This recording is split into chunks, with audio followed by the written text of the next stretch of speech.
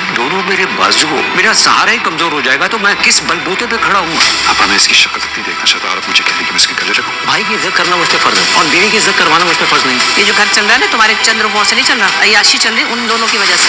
तेरे घर वालों ने तुमसे बदतमीजी की है भाई, उन पर गुस्सा हूँ, तुमसे क्यों नाराज होगा? तुम्हारी इज्जत करवाना ना मेरा फर्ज। मुस्तफा ने शर्जीना का खूब ही साथ दिया, उसने हक अदा कर दिया एक शौहर होने का। उसने अपनी बीवी की इज्जत रखी अपने घर वालों के सामने, वरना तो तीनों जो थे, अदील, उसकी बीवी रुबाब और मुस्तफा की माँ, तीनों मिलकर जलील करने लगे हुए थे। लेकिन खैर फिलहाल तो इसने साथ दे दिया, आगे से आगे इसका मूड ख़राब होता चला जाएगा क्योंकि घर वालों का मूड इसके साथ ख़राब होगा। और जाहिर सी बात है, जब माँ बाप आपसे खफा हों तो आप कब तक उनके अगेंस्ट जा सकते हैं।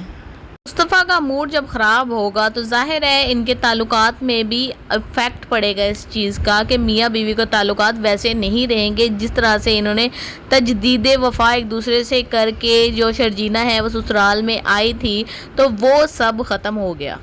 मुस्तफ़ा को कहने वाले कह कर के तुमसे कुछ नहीं हो सकता, तुमसे ये घर नहीं चल सकता, तुम इतना कमा नहीं सकते, तुम फ़लाँ, तुम टींग, ये कह कर ना उसको इतना जलील करते हैं ना कि वो दोबारा से फिर अपने उसी फेज़ के अंदर चला जाता है, यानी कि लोनली फेज़ में रहना शुरू कर देता है।